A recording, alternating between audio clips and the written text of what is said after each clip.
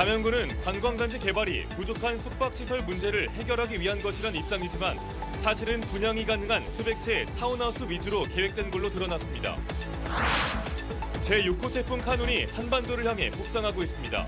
광주와 전남은 모레 새벽부터 본격적인 태풍의 영향권에 들 걸로 예상되면서 피해를 줄이기 위한 대책 마련에 분주합니다. 문재인 전 대통령이 오늘 구례 수해 피해 위령제에 참석했습니다. 퇴임 후 개인 자격으로 참석하는 첫 행사로 구례를 선택한 건데 정치 현안에 대해선 말을 아꼈습니다. 2024년도 대입 수학 능력 시험이 꼭 100일 앞으로 다가왔습니다. 올해에는 킬러 문항 논란에 기록적인 폭염까지 여느 해보다 수험생들을 힘들게 하고 있는 가운데 전문가들은 규칙적인 생활 습관과 평소대로의 학습이 중요하다고 조언합니다.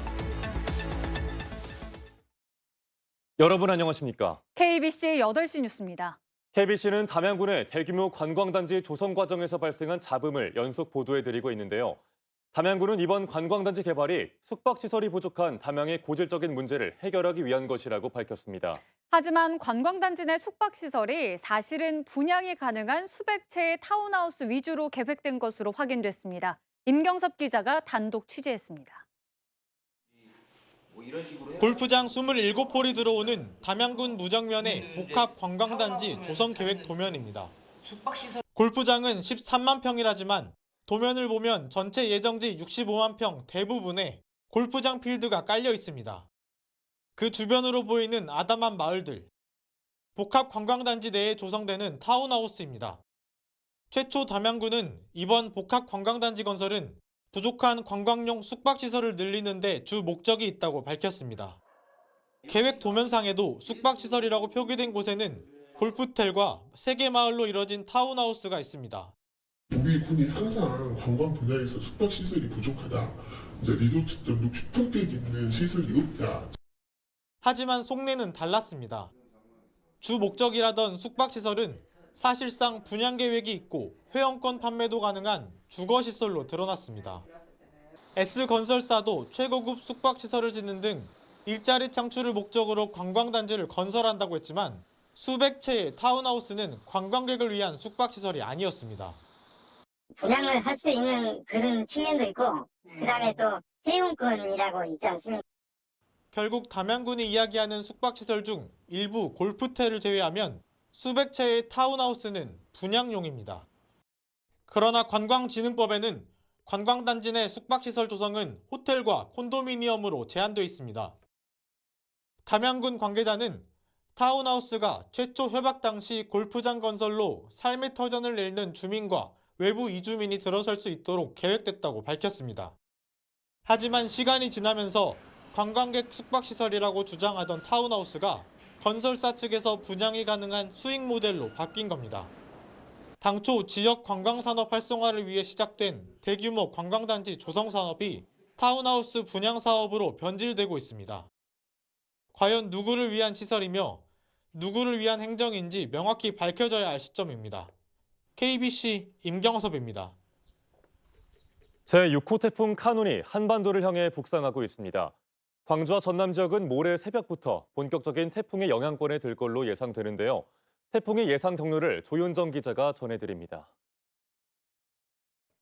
제6호 태풍 카눈은 지금 일본 가고시마 남쪽 해상에서 한반도를 향해 북상하고 있습니다. 강풍 반경은 350km로 넓고 최대 풍속 역시 초속 35m로 강한 세력을 유지하고 있습니다. 태풍 카눈의 진로는 매우 이례적이고 또 예측 역시 어려운 상황입니다.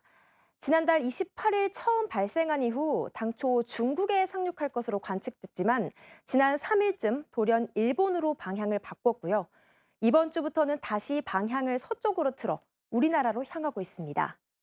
이대로 태풍이 쭉 올라온다면 모레 새벽 3시쯤 제주 서귀포 인근 해상에 도달할 것으로 보입니다. 이후 모레 오전 남해안에 상륙한 뒤 북서진하며 우리나라 내륙을 그대로 관통할 전망입니다. 태풍의 영향을 직접적으로 받게 되면서 광주 전남에도 많은 양의 비가 내리겠습니다. 내일 오후부터 모레 저녁까지 예상 강수량은 100에서 200mm인데 전남 동부 내륙과 남해안에는 300mm 이상의 강한 비가 쏟아지는 곳이 있겠습니다. 이에 따라 내일 밤부터 모레 새벽 사이 광주와 전남 지역에는 태풍특보가 발효될 예정입니다. 태풍 카누는 오는 11일 오전쯤 북한 쪽으로 북상해 점차 소멸될 것으로 보입니다. KBC 조윤정입니다.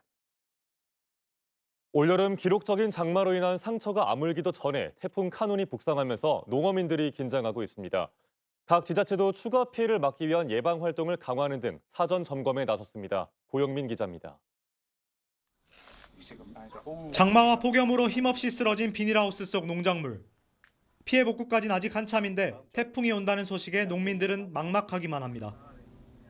마음 비워야죠. 태풍 오는 거에 대비해서 그나마 다시 또 준비를 해놔야 2차 피해 안 입고 좀 버틸 수 있을 것 같으니까 2차 피해 입으면 이제 그때는 피해가 너무 크니까 다시 새로 지어야 되는 상황이 되니까.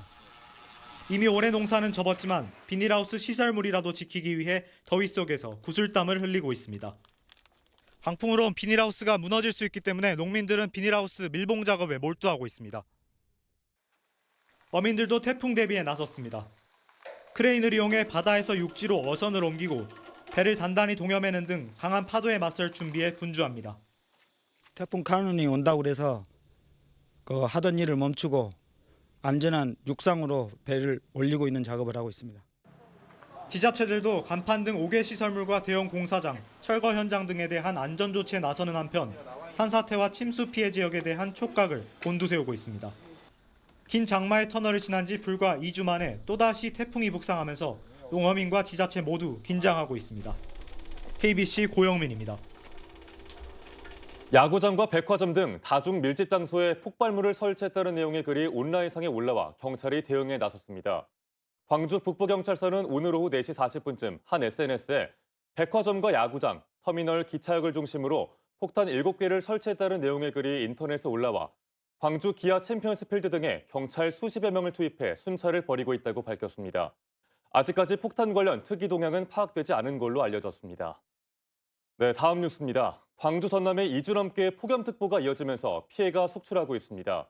오늘 한낮 기온 담양 37.4도를 최고로 순천항전 37.2도, 광주공항 36.7도 등 33도에서 37도의 분포를 보인 가운데 온열 질환자는 집계가 시작된 지난 5월 20일 이래 전날까지 모두 180명이 발생했습니다. 가축 폐사도 잇따르면서 이달 들어서만 전남 13개 시군에서 34,566마리가 폐사했고 피해 추정액은 1억 8,700만 원에 이릅니다. 폭염특보는 태풍 영향권에 드는 내일과 모레 모두 해제될 걸로 보입니다. 무더위 속 전남 곳곳에서 순환 사고가 잇따랐습니다. 오늘 낮 12시쯤 구례군 토지면 섬진강에서 21살 남성 A씨가 전 직장 동료들과 함께 물놀이를 하다 실종돼 경찰과 소방당국이 수색에 나섰습니다. 어제도 보성군 유러면 보성강에서 다슬기를 잡던 70대가 물에 빠져 병원으로 이송됐지만 숨졌고 화순군 도안면의 한 하천에서도 90대 남성이 숨진 채 발견됐습니다. 문재인 전 대통령이 오늘 구례 수해 피해 위령제에 참석했습니다. 퇴임 후 개인 자격으로 참석하는 첫 행사로 구례를 선택한 건데요. 방명록에 생명과 안전이 우선이라고 적은 것과 관련해 현 정부를 우회적으로 겨냥한 것 아니냐는 해석이 나오고 있습니다. 이계혁 기자입니다. 구례 양정마을에서 열린 섬진강 수해 3주년 생명위령제. 문 전 대통령 부부는 양산 평산마을 주민 20여 명과 함께 위령제에 참석했습니다. 양정마을을 활기찬 마을로 다시 만들어냈습니다. 인간이 자연재해를 충분히 극복할 수 있다라는 용기와 희망을 보여주고 있다고 생각합니다. 재임 당시 수해 현장을 찾은 점에 감사하는 마음을 가진 양정마을 주민들이 위령제 참석을 요청했고 문 전 대통령이 이를 받아들이면서 이번 방문이 이루어졌습니다. 구례 양정마을과 양산 평산마을은 자매결연을 맺었습니다. 식당을 열었을 때 평산마을까지 찾아와서 축하해 주시고 또 격려해 주셨습니다. 그것이 인연이 되어서 오늘 드디어 자매결연이 이루어지게 되었습니다. 방명록에 적은 생명과 안전이 먼저인 세상, 함께 만들어 나갑시다 문구를 두고 최근 수해로 50여 명의 사상자가 난 것과 관련해 현 정부를 우회적으로 비판한 것 아니냐는 해석도 나옵니다. 문 전 대통령이 청와대 출신 국회의원 만찬을 소집했다는 주장과 사실 무근이라는 정치권 공방이 일고 있는 상황이었지만 정치 현안에 대한 질문에는 답하지 않았습니다. 정치적 의미가 있지 않다라고 하는 걸 굉장히 좀 강조를 하셨던 것이고, 그래서 오늘은 순수하게 평산마을과 양정마을의 자매견 행사로 봐주시면 좋을 것 같고요. 문 전 대통령은 주민들과 기념사진을 찍고 식사를 함께한 뒤 다시 평산마을로 떠났습니다. KBC 이계혁입니다. 2달 가까이 파업을 벌이고 있는 광주시립 제1요양병원 정신병원 노조 측이 강기정 광주광역시장과의 면담을 요구하는 과정에서 충돌이 빚어졌습니다. 노조원들은 오늘 시청 1층 로비에서 공공병원 파업 사태에 대한 광주시의 적극적인 개입과 직영 전환을 촉구하며 강 시장과의 면담을 요청했지만 이를 저지하는 시청 관계자들과 충돌하면서 몸싸움이 벌어졌습니다. 이 과정에서 단식 노조원 5명과 청원경찰 1명이 다쳐 병원으로 옮겨졌으며 경찰은 광주시의 시설보호 요청에 따라 노조 측의 출입을 통제했습니다.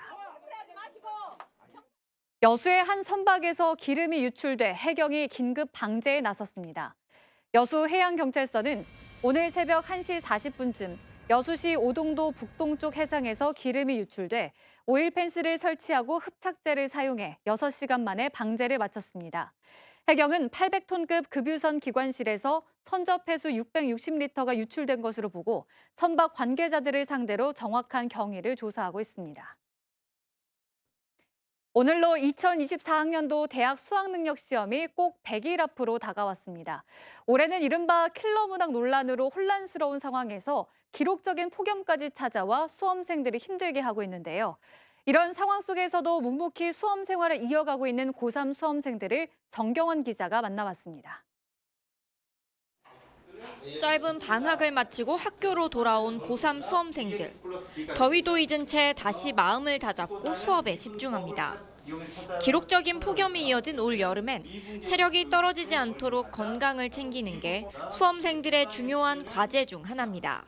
아침에 일어날 때 간단하게 스트레칭도 하고 이제 하면서 피곤하거나 지칠 때 뭐 산책도 나가면서 이제 정신적인 건강이나 신체적인 건강 다 챙기려고 노력하고 있습니다. 지난 6월 대통령의 킬러 문항 배제 지시에다 이른바 N수생 대거 유입 가능성까지 제기되며 혼란스러운 상황이 계속되고 있지만 조바심을 내지 않으려 노력하고 있습니다. 제 약점이 또 수학이기 때문에 좀 더 보완하기 위해서 기출문제나 EBS 교재 같은 거 여러 번 돌려가면서 단점을 보완하기 위해 노력하고 있습니다. 다음 달 모의평가에서야 올해 수능의 난이도와 출제 경향을 확인할 수 있는 만큼 교사들도 학생들을 지도하는 데 어려움이 많은 게 사실입니다. 그럼에도 불구하고 올해는 무엇보다 EBS 연계 교재를 중심으로 기본기를 다지는 게 중요하다고 학생들에게 강조하고 있습니다. 이와 함께 학생들이 자신에게 맞는 수시 전략을 세울 수 있도록 보다 세심하게 상담하고 있습니다. 수시 종합전형에서는 이제 작년보다는 자소서도 폐지되고 그리고 비교과 영역도 많이 축소가 되면서 올해 내신 합격선이 많이 올라갈 거로 보이거든요. 그래서 그 부분도 대비하고 있고요. 올해 수능 시험은 11월 16일 치러지며 수능 원서 접수는 오는 24일부터 시작됩니다. KBC 정경원입니다. 대단지 분양이 줄줄이 예고된 광주 지역의 하반기 분양이 본격화했습니다. 광주중앙공원 2지구 민간공원 특례사업 아파트가 오늘 모델하우스를 열고 오는 14일 특별 공급을 시작으로 청약을 접수합니다. 올 하반기 광주에선 우남산공원과 중앙공원 1지구 등 민간공원 특례사업 아파트와 우남주공 3단지, 신가주공 등 재개발 재건축 단지, 광주와 인접한 첨단 3지구 등 대규모 분양 물량이 쏟아질 걸로 예상됩니다.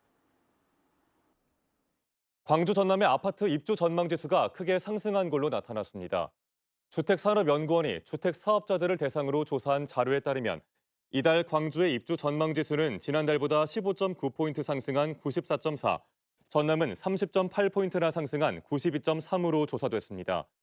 주사년은 비수도권 역시 아파트 거래량이 늘어나며 주택 경기 회복에 대한 기대감이 반영됐다고 분석하면서도 실물 경제 위축으로 인한 건설 부문 투자 감소와 높은 미분양 물량 등 침체 요인은 여전히 남아있다고 설명했습니다. 일제 강제동원 피해자에 대한 정부의 제3자 변제안에 반발해 시작된 모금 운동 성금이 4억 원을 돌파했습니다. 한일 역사정의 평화행동은 역사정의를 위한 시민 모금에 모금운동 시작 39일 만에 5,755건, 4억 784만 원이 모아졌다고 밝혔습니다. 시민단체는 오는 12일 서울에서 범국민 대회를 열고 강제동원 피해자인 양금덕 할머니와 이춘식 할아버지 등에게 1억 원씩을 지급할 예정입니다. 전남도립대 제10대 총장으로 조명래 총장이 취임했습니다.